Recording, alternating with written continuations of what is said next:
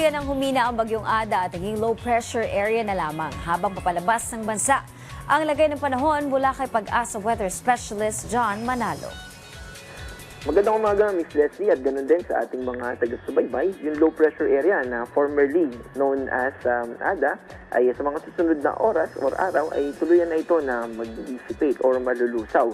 Ang nakakaapekto sa kasalukuyan sa ating bansa ay yung hanging amihan o northeast monsoon na nagdadala ng malamig na temperatura sa malaking bahagi ng ating bansa, pero may dala rin ito ng mga kaulapan na posibleng magdulot ng mga light rains o mga pag-ambon dito sa Cordillera Administrative Region, Cagayan Valley Region, Caraga Region at mga probinsya ng Aurora, Quezon, Marinduque, Oriental Mindoro, Camarines Norte, Camarines Sur, Northern Samar at Eastern Samar.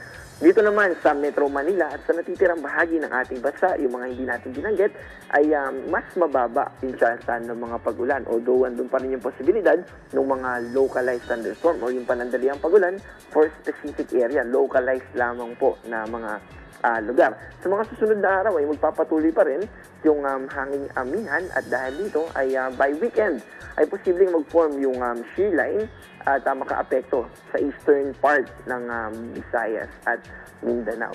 At wala naman tayong babala sa kasalukuyan patungkol sa malalakas na mga pagulan, pero nakataas yung ating gale warning lalo na sa buong eastern seaboards ng ating bansa.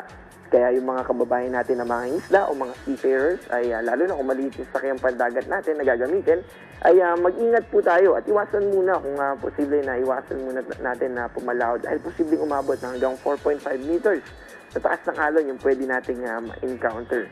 At yan po yung ating paalala at update mula sa DOST Pag-asa. Maraming salamat, Weather Specialist John Manalo.